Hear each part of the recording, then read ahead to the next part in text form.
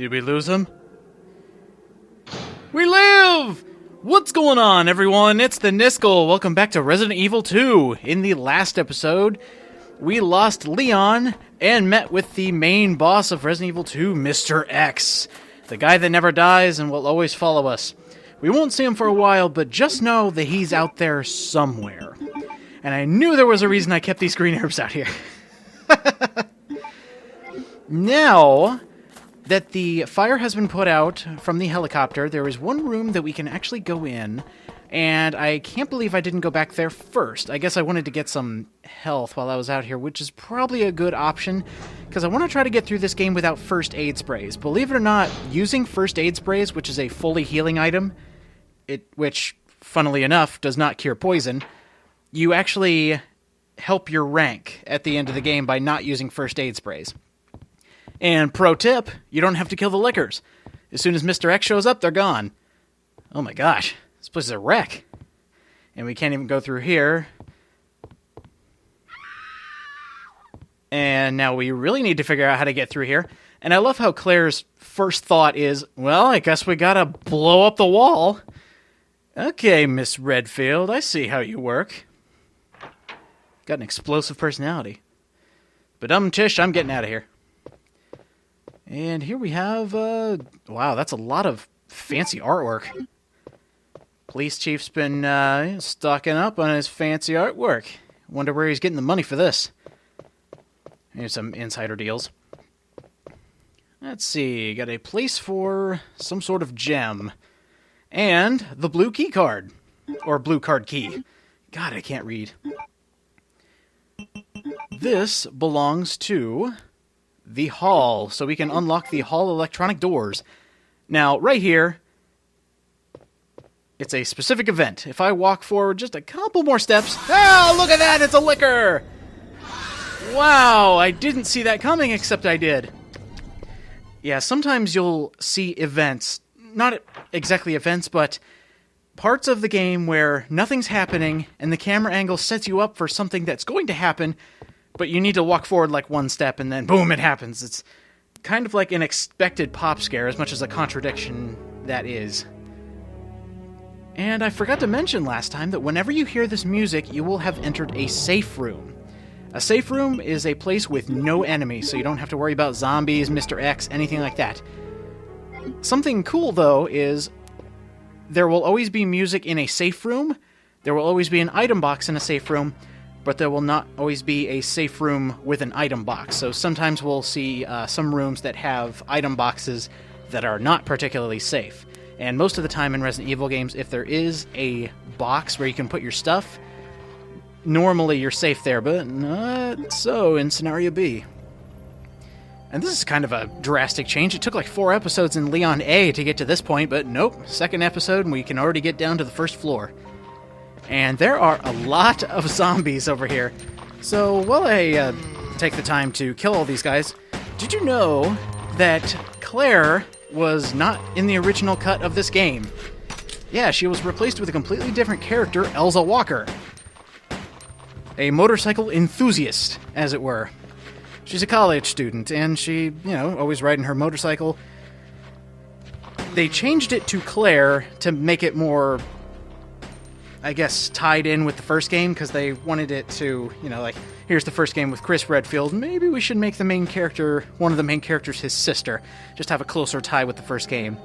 And, by the way, surprise, we found a unicorn! Just call me a brony! Yeah, whatever. But yes, that is the reason Claire exists, is because they wanted to keep it in the family, I guess. Wanted to keep it closer to the first game. And also another little fun fact, Leon and Claire meet multiple times during their campaigns. Elza and Leon never met up. They were completely separate paths. And I love this right here! I spy on that table a grenade launcher. Yeah! The best item that Claire has. Apart from something else, which is a very close second. But the grenade launcher. The cool thing about this is there are 3 different types of ammunition to put in the grenade launcher, and you can swap them out at any time. There. Now I'm using the acid rounds instead of the actual grenades.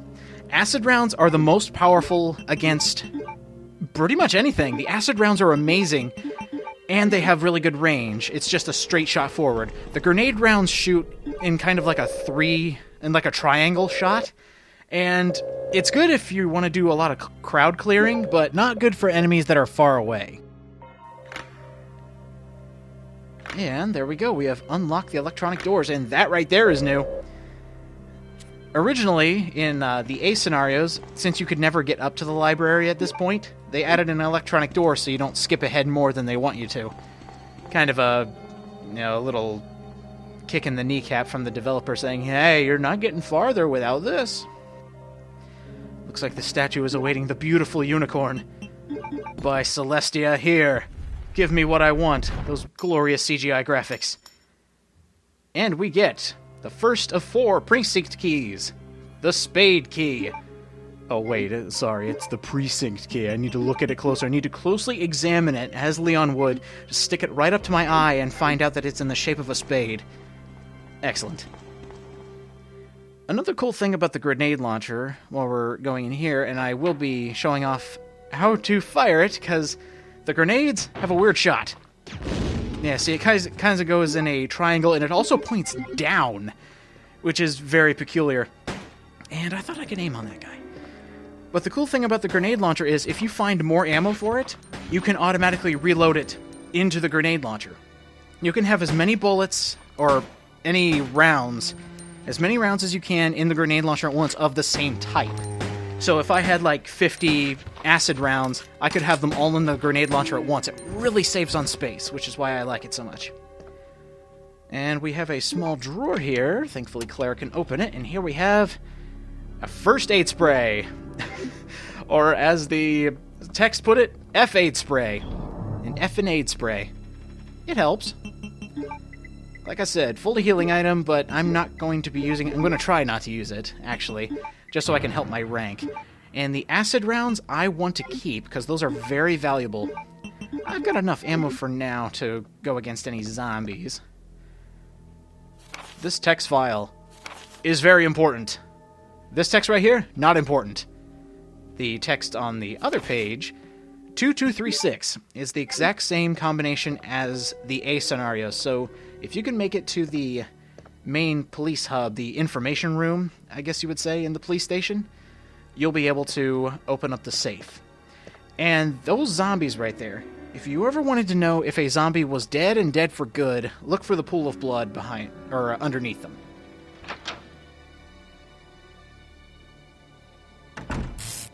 Okay, good, I'm hearing that sound. This might seem familiar if you saw Leon's A scenario. Yeah, the windows are locked. A lot of things that you do in an A scenario will greatly benefit a character in a B scenario. For example, in Leon A, I used a cord to close those windows. It doesn't really help that it's about to short out, and it won't help at all. And for my normal viewers who watched the A scenario as well, normally when you get the spade key, there are 2 doors to open. But this time, there's only 1.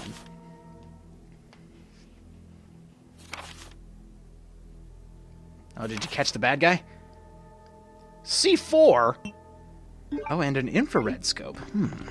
Maybe we could use that. They didn't bring infrared scopes until Resident Evil 4. Because it wasn't needed until then. Oh, maybe we can get some old police tapes. This is kind of ingenious placement. Scenario B moves around a lot of the secondary items, the ones you have to use just 1 or 2 times. The main items, like keys, are all in the same places. Every other item is completely changed from the A scenarios. For example, the lighter here. It's so good that it's here, because in one of these next rooms we will need it for a puzzle, and I'm so glad I don't have to go out of my way to find it like I do in the A scenario. And we'll get to that when we get there. Alright, hey, free green herb. I can deal with that. I'm stocking up now, that way I have a lot of ammunition and healing items for later. I shouldn't say this, but I'm pretty bad at B scenarios. Wait for it. Oh no! broke through. Yeah, that's something else in Beast scenarios. The windows are no longer safe. So zombies will bust in, and what's kind of mean is that they will continue to come in. The longer you are away from this room, the more zombies will spawn, or respawn, I should say, in this room. It'll only be like 1 or 2, depending on how long you're gone, but it's still kind of mean.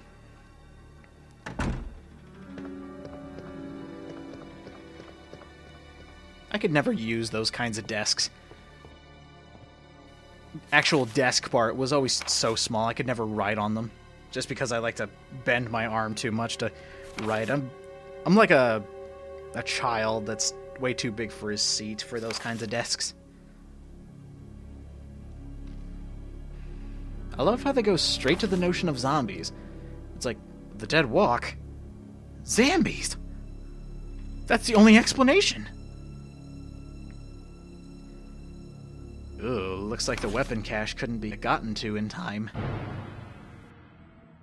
They died without having proper ammunition.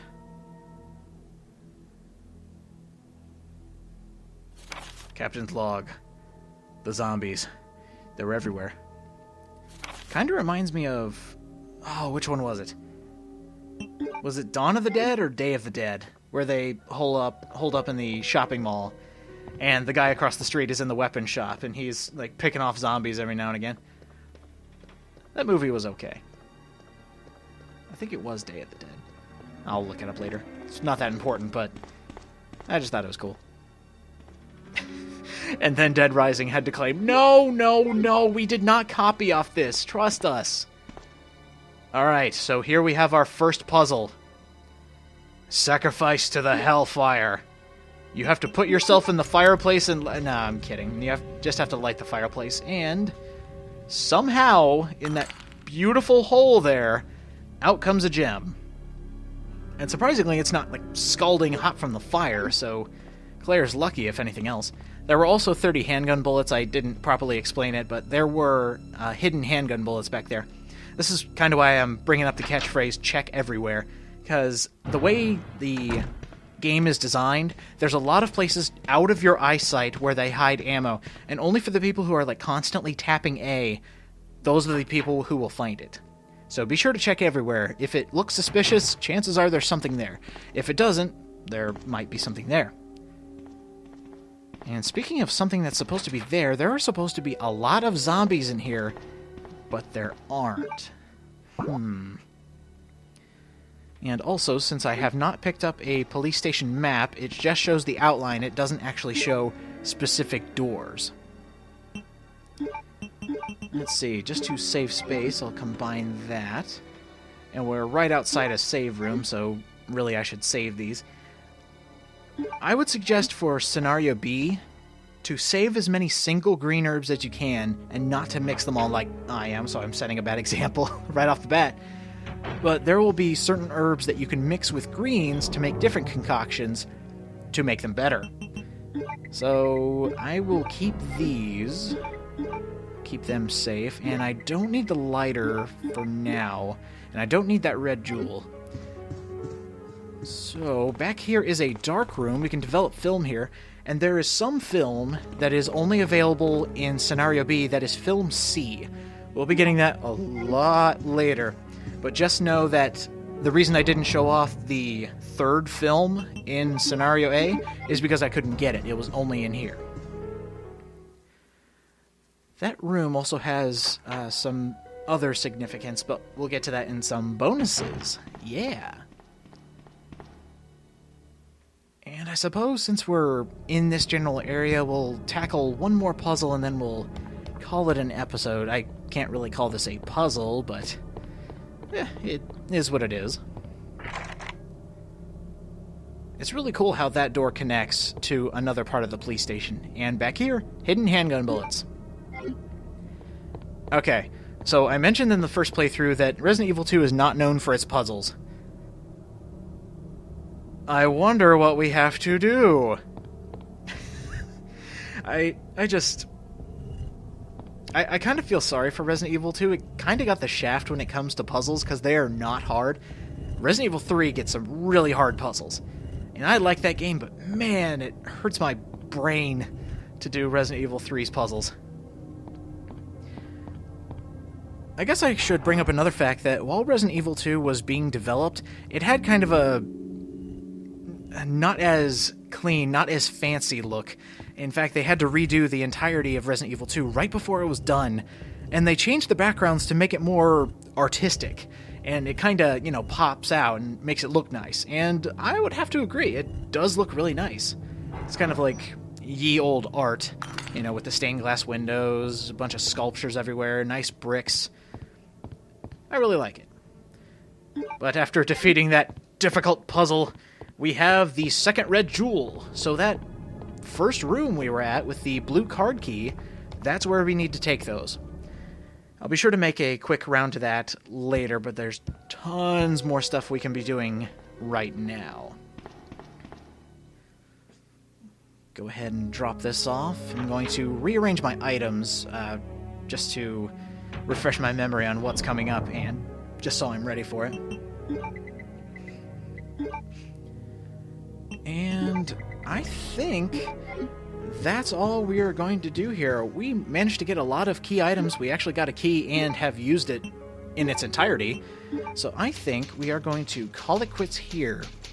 So next time on Resident Evil 2, we will go explore the police station a lot more. There is so much more to do, so many more enemies. And I always feel like I'm forgetting something. I guess I should say what this is right here. Inside these lockers are the alternate costumes. Well, where do you get the key? I'll explain that when we actually get to it. So, until next time, I will see you guys then.